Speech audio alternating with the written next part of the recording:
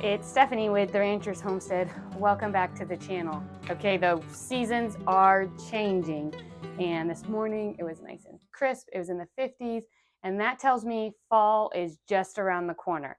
So fall's my favorite season, and I like just all of it. I love the colors. I love that you can wear a light jacket or sweater or comfy sweatshirt. I just love everything about fall. And it's kind of like a close to a really busy season for us. Summer's so busy. And then it is a welcoming slowdown to what my slow season is. And that's a lot of indoor stuff and just a lot of things here in the home. It's just a slow down period for us, and I just love it. One of the other reasons I love fall so much is all the pumpkin flavored things. I love pumpkin. It is so delicious to me. And so today I'm going to show you 3 pumpkin treats that I love to make in my kitchen. I've taken out a bag here of my pumpkin puree from last summer. This summer in the garden, my pumpkins didn't do that great. So I am still working through last summer. I have plenty to do all my pumpkin treats this year, which is why it is important to plan ahead and to try and put up 2 years worth of food, because sometimes things just don't grow in the garden. You can grow them every single year, and then 1 year is just a big flop. Pumpkins were this year for me. Actually, I think they were last year too. Squash bugs have really just been terrible. And even with me picking off the seeds, the eggs, as they come on, they were just really terrible last year. So these pumpkins actually came from a good friend of mine, a neighbor down the road who grew a lot of pumpkins. So I still have plenty of puree from last summer. So I took out a bag today, and I'm going to make 3 of our favorite treats with them. The first treat is one of my favorites and one of the favorite things that I did when I first started this health journey, and that is pumpkin spice coffee creamer. It's on the blog. I will drop a link in the description, but it is my favorite. So what I'm going to do is I am going to add in 1 cup of heavy cream into a jar. Now you don't have to use store-bought. You can use raw. It can go either way. These jars actually have a measurement on it, but this is going to be 1 cup of cream. I'm going to fill to this line, which is the 1 cup line. I'm using a wide mouth jar because I'm going to use an emergent blender. You do not need to use that. You can just use a whisk. I find that it's thicker and better when I do it this way. And so I'm trying to minimize the dishes that I need to do. So I'm going to use what I have and do it all in 1 jar. Okay, so I have 1 cup of heavy cream. Again, I'm using pasteurized milk here. You can use raw if that's what you have. You're going to do 3/4 of a cup to 1 cup of milk. Now, that just depends on how runny or how thick you like your coffee creamer. So I'm doing just under a cup of that. Now, I forgot to mention this before, but my pumpkin puree, I do in 2-cup increments. So when I freeze them, I do it in 2 cups at a time. The reason for that is my pumpkin pie recipe, which I can also link in the description, calls for 2 cups. So I just know I need 1 bag of those for that. These 3 ways that I am showing you for pumpkin treats that are not pumpkin pie will use up all 2 cups of these. So I am going to put in 1 heaping tablespoon of pumpkin puree into my coffee creamer. That one was not a heaping. That was like a very level. So I'm going to do a little bit more, depending on how much you like pumpkin flavored stuff will depend on how much you use of that. Okay, now I'm going to do a 1/2 cup of maple syrup. Now this is really to taste. A 1/2 cup gives you quite a bit of sweetness. If you are not a super, super sweet person, you might want to do a little bit less than that. If you like your coffee really, really sweet, you might want to do a little bit more. Okay, so that is pure maple syrup.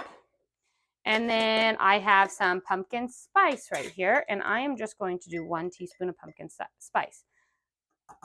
Now, the thing with this coffee creamer is that it's all good, wholesome ingredients, which means that there's nothing yucky inside of it. There's nothing bad for you inside of it.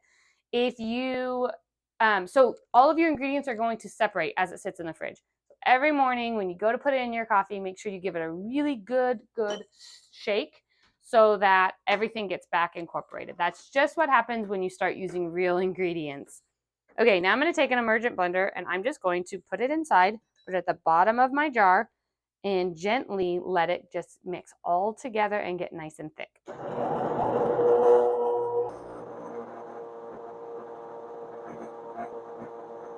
Okay, now you could do this a little bit longer and really get that cream whipped so that it's thick, or you can do it where it's nice and runny. Either way works. Again, if you don't have an emergent blender, you don't even have to do that. You can use just a whisk. A lot more elbow strength for that. You'll have to really whisk it good to get the thickness in it at all. But now you have delicious pumpkin spice coffee creamer that you'll want to give a shake and pour into your coffee every single morning.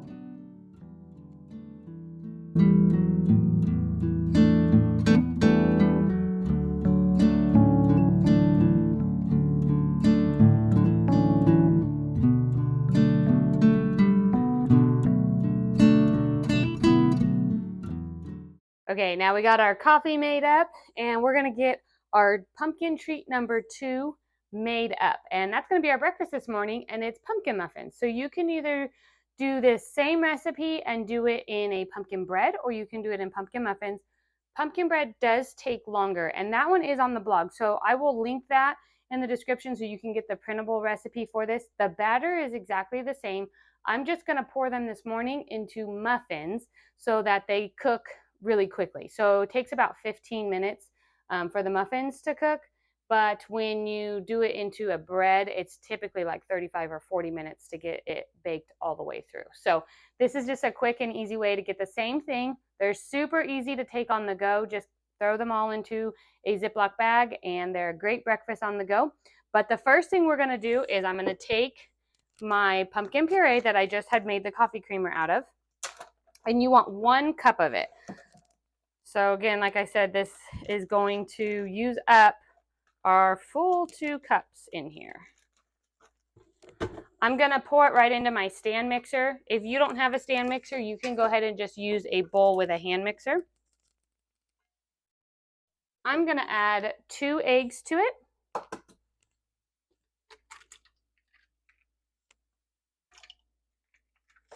I'm gonna do a teaspoon of vanilla extract. I never measure my vanilla. I always just dump just a little bit in. That's quite like a teaspoon. 1/4 cup of milk, and 1/2 cup of avocado oil. You can use any oil, cooking oil of your choice. I prefer avocado or olive oil. They're better for your bodies. And you're going to turn it on and let it all mix up. Now you're going to add in your dry ingredients. This is my gluten-free flour. If you do not need to be gluten-free, then you can just use regular all-purpose flour, or any flour of your choice. This is my homemade blend that I use. It's an all-purpose flour blend that's gluten-free. I do share that in my digital cookbook, so I will link that in the description if you'd like that. Here is 1 3/4 cup of gluten-free all-purpose flour, or like I said, you can use any flour of your choice.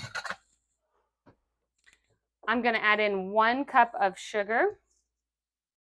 I buy my sugar on Azure Standard, so I get it in a 25-pound bag. And then I'm going to add in 1 teaspoon of baking soda, 3/4 a teaspoon of salt, and 1 teaspoon of baking powder. Now, anything pumpkin would not be right without some pumpkin spice. So I'm going to do 1 tablespoon of pumpkin spice. I'm almost out of that, so I'll need to make some more. Okay, now I'm going to go ahead and turn it on and let it mix all the way up, and then I'll pour them into my muffin tins. I'll grease my muffin tins really, really well with avocado oil.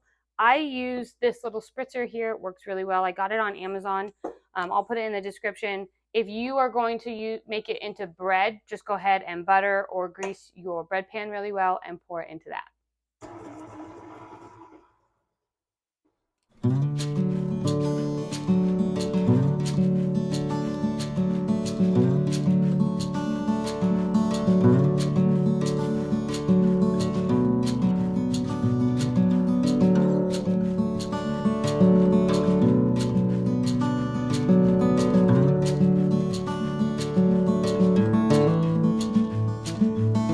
Okay, so I have filled each of my muffin tins to 3/4 of the way full.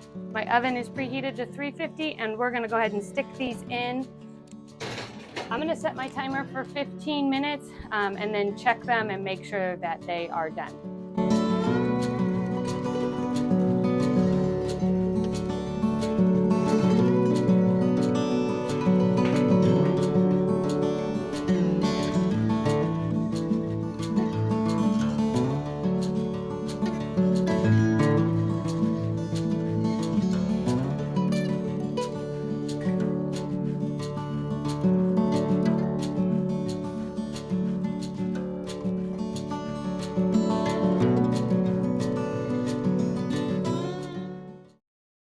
Okay, so now we are on to pumpkin treat number 3. And this is not a breakfast thing, although your family may not hate you if you make it for breakfast. But this is chocolate chip pumpkin cookies. So you can make these gluten-free or you can make them regular, and all the difference is the flour that you use. If you're going to make them gluten-free, which I'm going to make them gluten-free, then you do want to add in a teaspoon of xanthan gum. And the reason is that even if your all-purpose gluten-free flour has it in it, cookies tend to flatten out when you do them gluten-free using an all-purpose flour. And so adding in a little bit more xanthan gum really gives them that binding agent to stay firm and stay in the shape of a cookie and not become flat like a pancake. So even if your all-purpose flour that's gluten-free has xanthan gum in it or some kind of a binding agent in it, you're going to want to add just a little bit more. Okay, so the first thing you're going to do is take a cube of soft butter. So this butter has been sitting on my counter in its room temperature, and stick it into your stand mixer. If you don't have one, use a bowl with a hand mixer. I'm going to do a 1/2 cup of sugar, white sugar, and that is my evaporated cane juice sugar that I get on Azure Standard. So it's basically the juice that they crystallize into sugar, and then it stops at that point, so they don't ultra process it. And then you're going to do a 1/2 cup of brown sugar. I also get this on Azure Standard. Then you're going to cream these together.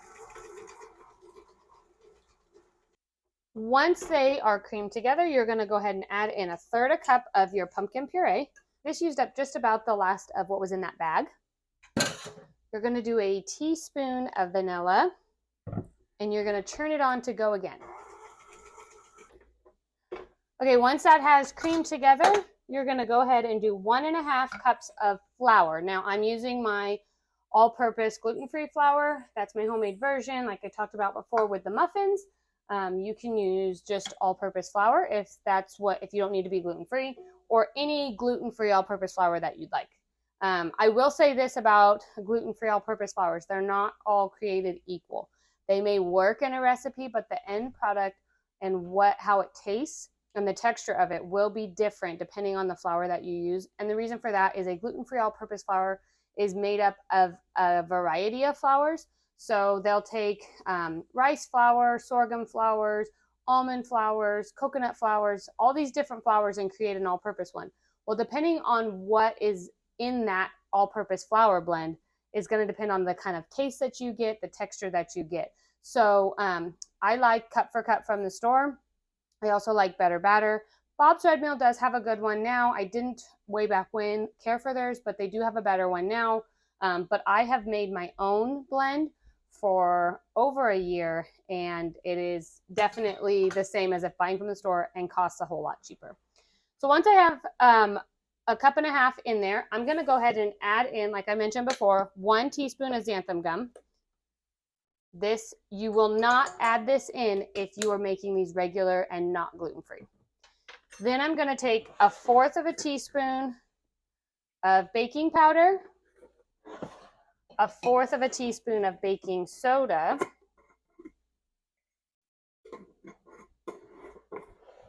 and 1/4 teaspoon of salt.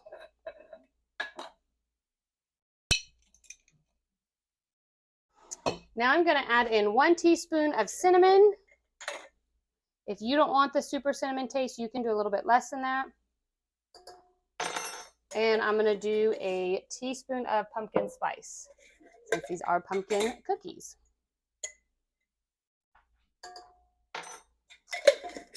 Now we're going to turn our mixer on and let it mix all together. You don't want this to go too long. So as soon as it's incorporated, you want to go ahead and turn off your mixer or stop your hand mixer, because you do not want to over mix these cookies. Okay, now it's time for the best part, chocolate chips. So you're going to do a half a cup of chocolate chips. You can do more if you're super chocolate fan, but I think the chocolate, just a half a cup is a perfect amount for here. Turn it on just to combine. If you want to just do this with a spoon and fold it in, that's fine too.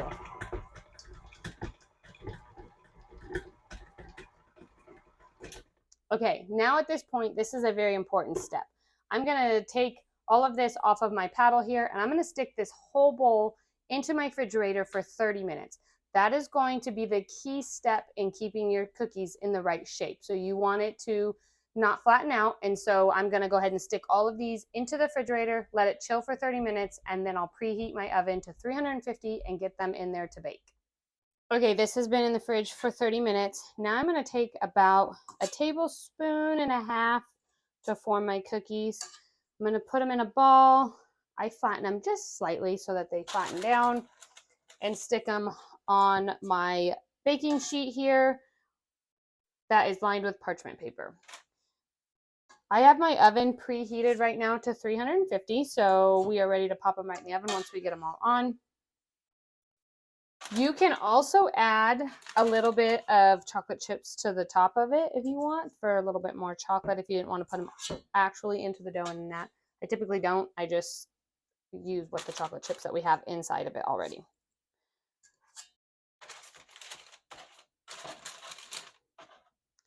Okay, now I'm going to go ahead and put these into my preheated oven, and I'm going to bake these for 11 minutes. But I am going to watch them somewhat carefully, just because I don't want them to burn. Pumpkin chocolate chip cookies are my favorite.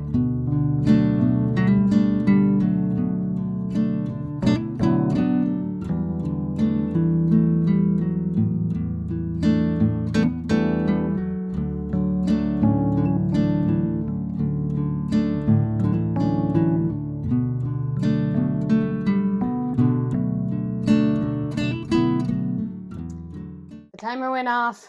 The cookies smell so good. I'm going to let them cool here on the pan for just a few minutes before I transfer them to my wire rack over here. When they're really, really hot like this, you don't want to move them, otherwise they'll just fall apart and be all melty. But they smell delicious. They look so good, and I cannot wait to dive into them. These cookies look so delicious.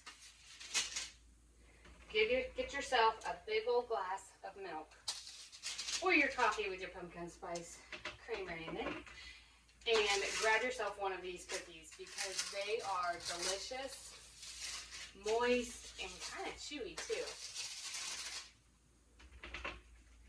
Make sure to like and subscribe to the video. I send out one new video every single week on Mondays. Jump on over to the blog. The link is in the description. Put your email in and become a part of our community over there on the blog. I send out 2 emails over there a week with recipes, farm life, gardening life, and all of the things, canning, anything that comes to mind in our life. And I hope this video was helpful for you. Get yourself some pumpkin stuff, and happy early fall, everyone.